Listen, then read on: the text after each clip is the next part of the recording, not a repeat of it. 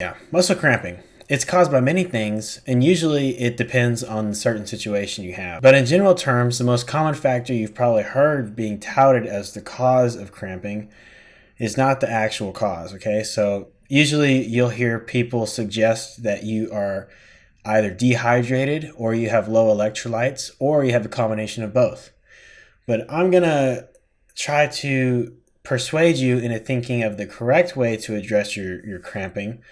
And there's the only reason why you would ever be having a cramp or muscle cramp due to low electrolytes or fluid balance is if you're having dealing with chronic kidney disease and you're on hemodialysis, right? So if you need to be hooked up to a machine to be able to filter your blood and restore your proper electrolyte balance, unless that's you, that's probably not the reason why you're having muscle cramps, okay? So why this is because when you have a muscle cramp, say you go on a sprint and then you get a Charlie horse in your hamstring, this is a localized occurrence, meaning that the cramp isn't happening systemically. It's happening in a local area, such as that one specific muscle group. Okay, so take the hamstring, for example. For you to fix it by drinking a Propel or something that has fluid and electrolytes, why would the absorption of those fluids and electrolytes into your system fix the problem that's happening in the local area of the hamstring? Okay, it doesn't make sense. And this causes a lot of people to get waterlogged and drink way too much fluids during their exercise, thinking that it will help them fix their cramping problem. And it's not the right way to go about it. If anything, it's probably going to make you have a worse physical performance, okay? So we need to understand what are the things that could be causing cramping, okay? And the most probable cause of muscle cramps for an athlete that's performing a specific sport or endurance event or something is that cramping is caused by fatigue or localized muscular fatigue. Okay, so you can think of a way to induce cramping would be to do something very hard for a long period of time. Okay, so there are many studies that find that cramping occurs at a higher rate during events that are of high intensity and long duration. Okay, and if you know anything about physical activity, you know that if you're doing something that's a high intensity, you can probably only do it for a short duration. Okay, so if you're doing high intensity at a long duration, you're going to get fatigued. You're going to tire out, and you could be vulnerable to cramping. So why is this? Well, you need to understand muscular fatigue.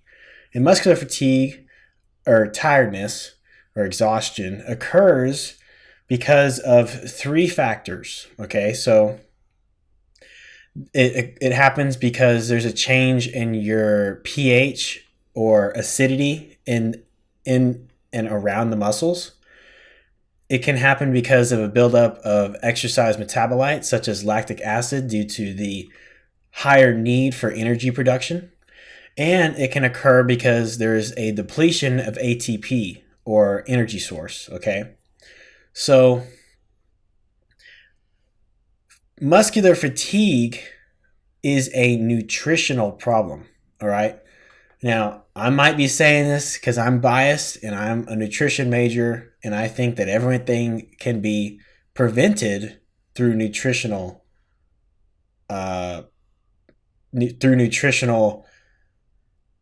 preparedness. But in terms of doing physical activity and avoiding cramping, I really do think that providing your muscles with the proper nutrients is the way to go about it. Okay, so think if you're going to be doing a sprint for 20 seconds, right? Most of us understand that if you're going to be running as fast as you can really only last about 100 meters or say around 15 seconds. So at the 20-second mark, you're probably going to start cramping and getting Charlie horses. Or if you're back squatting your 70% of your 1 rep max for a set of 20, then you're going to be cramping. Okay, you're gonna probably have the weight fall off your back, and then you're start to grab for your feet or your calves or something, or your quads, and you're just gonna be in excruciating pain because of this cramps. Okay, so how do you address the fatigue problem? Okay, so when you go and work out, you need to eat a pre-workout meal. Okay, something that has carbohydrates for sure. Okay, you could also put protein and fats in there. Just eat a full meal at least 3 hours before your workout. Okay, not too close. You want the meal to be able to get digested so that your muscles can absorb the nutrient, or your digestive tract can absorb the nutrients from the meal, and then it gets to your muscles, and your muscles can store those carbs as glycogen. Okay, so glycogen is basically the gas tank for your muscle cells. All right, and when you're performing an exercise that is of high intensity, you're needing to generate a lot of energy for your contraction, right, at a high rate. Okay, so when that happens, you're going to be using your glycogen as energy, and you're going to be using your lactic acid system. Okay, so your lactic acid system isn't necessarily being used under only anaerobic conditions, meaning that, holding your breath and doing an exercise for like 10 seconds. Just because you're being anaerobic and you're not taking in a lot of oxygen because you're holding your breath and you're bracing and you're lifting weights or something, you're not using the lactic acid system because you lack oxygen. It's being used because you need to produce a lot of energy in an amount of time that aerobic glycolysis wouldn't be able to sufficiently produce the energy quick enough. Okay, so for the process of doing glycolysis and then making the pyruvate into lactic acid provides ATP, yes, at a less efficient rate, but it provides it at a faster rate than putting the pyruvate through the Krebs cycle and through the electron transport chain. Okay, so yes, the aerobic glycolysis provides more energy, but it provides energy slower than lactic acid. Okay, and when you're using the lactic acid system, say you're doing a back squat for a set of 20, you're tapping into your glycogen stores. Okay, so you're not going to be able to pull the glucose from the bloodstream into the cell quick enough.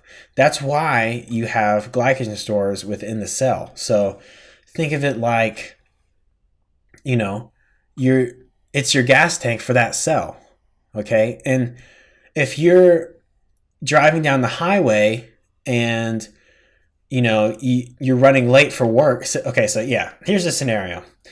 You wake up late for work and you're low on gas, right? You didn't fill it up.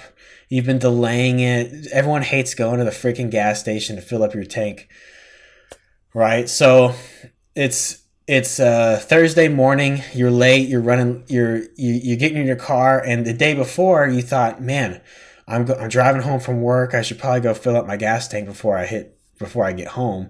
But you're like, I can do it in the morning. I'll just wake up early and fill it up then. Well, you're running late. You're in a situation where you can't spend the time to go to the gas station. So you're just going to risk it, and you're going to drive to your work with the gas tank meter below the empty line.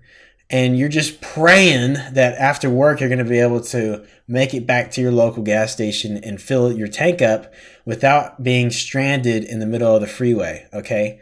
Now, if you're taking that same logic to your workouts, of course you're going to be cramping, right? Your muscle cramping is the same as not providing your car with gas to get you to where you need to go. Okay. So say you run out of gas in your gas tank and your car stalls out on the freeway, and then all of a sudden you got to get your freaking red canister and go walk to the gas station.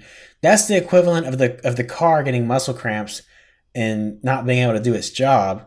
It's just like muscle cramping in physical activity, okay? Your gas tank is your glycogen stores, and when you're on when you're running late for work, you're not going to have time to go stop at a gas station and fill up, right? The gas station is like the glucose in your bloodstream, and the actual gas in the gas tank of the car is like the glycogen stores within the muscle cell.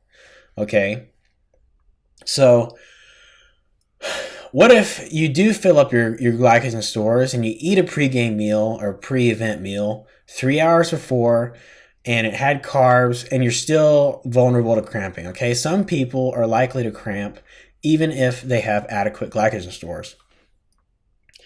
Well, this comes into whether or not you are conditioned for the event that you're trying to do. Okay, so a lot of times people get cramping in the early parts of their season. Say if you're doing football during the summer training camp in August, you haven't been prepping as hard as you should have been, and all of a sudden you're starting to get muscle cramps because you're just so gassed during practice. Okay, this is because, well, one, it could be actually electrolyte depletion because you're sweating so much because it's really hot in August and you're wearing pads. And in that case, you should water load and try to perform super hydration protocols that allows your blood volume to expand and increase, and so that you can hold extra water in preparation for the water you're going to lose during your sweating in your practice.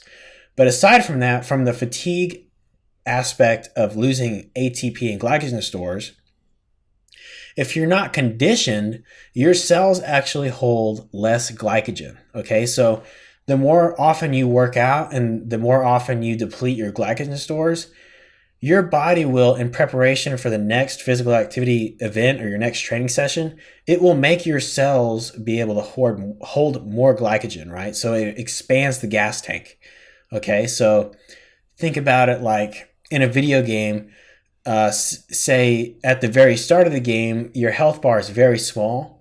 Well, if you keep playing the game over time, your health bar gets bigger and bigger and bigger, right? So it's that same kind of aspect and carryover into real life physical activity. So you can condition yourself to be able to handle more for a longer period of time. Now, let's say you are conditioned, okay, and you are taking your nutrition seriously and you're eating a pregame meal and you're hydrating properly so that, within an hour before your workout, you haven't used the bathroom frequently because you're so hydrated that, you're using your pee color to say, I am hydrated. It's not dark yellow or orange. It's actually kind of clear. That's pretty good. Okay. And you're salting your foods, you got electrolyte balance, and you're still cramping. What? I'm doing everything right. No. Well, you are, but you could be doing more. So there's this thing called intra workout. Okay. Intra means during. And what you can do is, like, an hour before your workout and during your workout, you can consume simple carbohydrates or sugar. Basically, high fructose corn syrup could be good. Okay. Now, depending on your ability to handle it, I would suggest a short or medium chain complex carbohydrate such as maltodextrin. Okay, it's basically all glucose, and it's in a bit of a longer chain, and the amount of time it takes for you to ingest maltodextrin and for those glucose to be absorbed and taken into your bloodstream and made available for your muscle cells, it's a little bit longer than if you were to take just pure glucose. Say you're taking like dextrose or something and you're drinking Powerade. Okay. The cool thing about intra-workout carbs is that during your rest periods in between each physical bout, say you're doing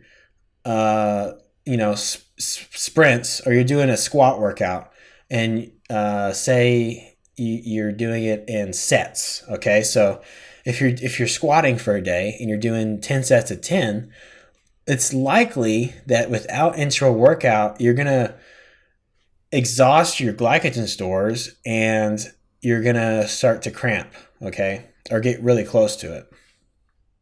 If you were to take intra workout carbs, then the carbs aren't going to be made available for your cells during the actual exercise, like your actual set, but during the rest periods in between those sets, your muscle cells are going to be able to pull that glucose in that you just had from your Gatorade or your homemade your homemade intra workout drink, and it's going to be able to pull the glucose back into your muscle cells so that you can prolong the duration of which you're going to have fatigue set in, and you're going to be able to perform more sets, more high intensity sets in concession as compared to if you weren't taking intra workout. So basically, what you can do is maybe you do take intra workout, but you're drinking Gatorade Zero or Powerade Zero or whatever, and it's basically just water and some electrolytes and some stuff to make it taste good, like malic acid or whatever. What you need to be doing instead is, if unless that works for you and you don't cramp, if you do cramp during your exercises, what you need to do is start drinking regular Gatorade or regular Powerade, or you could take maltodextrin. Okay, you can buy it in a tub, and you just fill it up in your shaker cup and blend it with a Propel packet to make it taste better. Just try to think of it, muscle cramping, in the realm of my muscles are out of energy. Okay, that's why it's happening. Now, muscle cramping could also be caused by, say, you are stressing it too much, right? And the muscle can cramp to prevent you from tearing the muscle. Okay, so there are these little stretch receptors within the muscle fibers, and then there's stretch receptors on the ends of the muscle bellies at the tendons. Okay, and what happens is, if you go and say you are doing an explosive movement, your muscles can actually cramp up to prevent you from continuing and causing muscle damage, or like actually tearing something like your hamstring or your quad. So this is actually a good thing. And if this is happening and it's like at the beginning of the workout and you're like, I'm going to go for a heavy set of curls or something, and then all of a sudden your bicep cramps, that might be a sign that you need to lower the weight, or fix your form, or do some prehab exercises to make your muscles warm and be able to physically handle the load you're trying to put on it. Okay, so cramping can be a very telltale sign of how your body is equipped to handle the exercise you're giving it. So it can tell you that you're not conditioned enough and you need to go, on jogs more often, or you need to get your aerobic capacity up. It could be a sign that you're not fueling your body well enough. It could be a sign that you're just working out really freaking hard and you're not, you need to take some break in between each set. It can also be that maybe you need to up your intra workout intake and start incorporating some actual Gatorade or Powerade or maltodextrin or whatever your digestive tract can handle. So oftentimes, if people are taking intra workout and actually taking in simple carbs, someone might be able to handle regular Gatorade or Powerade, which are they have sugars in the form of mono and disaccharides, and having those simple carbs available in your digestive tract during your workouts could cause gastric or intestinal distress, right? It could make you feel bloated and gassy, and some athletes might not like that feeling or be able to handle regular sports drinks like that during their workouts. If that's your condition, you might need to change it to having intra workouts of medium to long chain carbohydrates such as maltodextrin. Okay, these things they're in a different form. They contain the same molecule of glucose that your muscle cells need for energy, but they're linked together, right? So when they enter your intestine, they're not going to be able to engage the bacteria in your intestine. Your gut microbiome isn't going to be able to start to digest those carbs that you take in as quickly or efficiently, and it'll have a different impact on the rate of bloating and gas that's produced in your GI tract. So depending on your situation, if you find that, yes, I am cramping and I am conditioned, I need to take intra-workout to reduce the chance of cramping to occur, then if you start to take, just experiment. Try Gatorade. If that doesn't work, try Powerade. If that doesn't work, try maltodextrin. If that doesn't work, maybe try a dextrose solution. There's other medium chain carbohydrates that you could also try that are based from rice or potatoes or, something. But likely, you need to take carbs during your workout. Okay? So, yeah, that's pretty much it. I hope that helps you with your cramping issues. Yeah. I'm really usually, unless you're sweating buckets, it's not going to be that you're dehydrated or you have electrolyte imbalance. Okay. I'm going to link a systematic review on muscle cramping in the description of this video if you listened to what I said and thought it was interesting. This goes very deep into it, and I would suggest if you read that and you're still interested, go read systematic reviews or go read a textbook on how muscle contraction occurs. Okay, you're going to learn about calcium storage and calcium channels and how ATP and microfilaments bind and do the actin flick or whatever, and you're gonna learn about like T tubules and Z bands and things like that, and like thick and thin filaments and neuromuscular junctions, acetylcholine, and Golgi tendons, and how those alpha motor neurons are inhibited by the Golgi tendon and things like that. If that is interesting to you, then I don't know. Leave a comment. Hope that helps. Hope I solved your muscle cramping issues. And that's it. Like, comment, subscribe. See you in the next one.